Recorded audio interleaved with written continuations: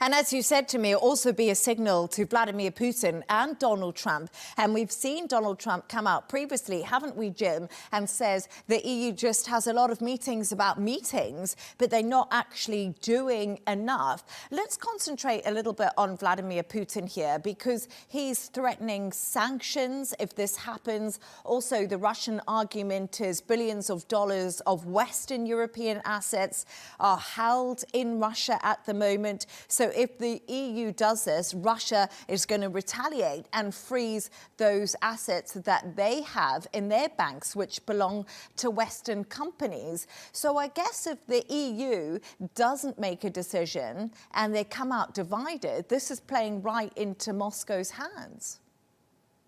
Well, I think what's really playing into his hands is the fact that they're split and they can't make a decision.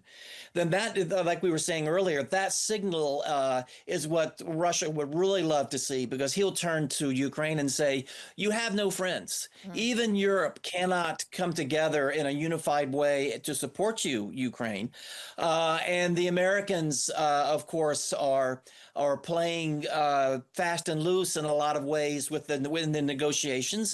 And so they're going to be, this will be part of the propaganda game for Putin, to really sow among Ukrainian and European supporters and the Americans, saying, look, to all of you, look what Europe cannot do.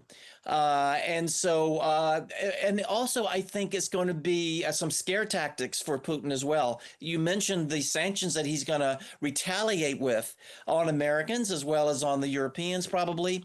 How serious this is, what kind of impact this will have, we'll have to see. But really, I haven't really heard these kinds of threats coming out of the Kremlin until recently. So I guess Putin is a little bit worried, but he's certainly got, he believes, some leverage as well on the assets that he's holding.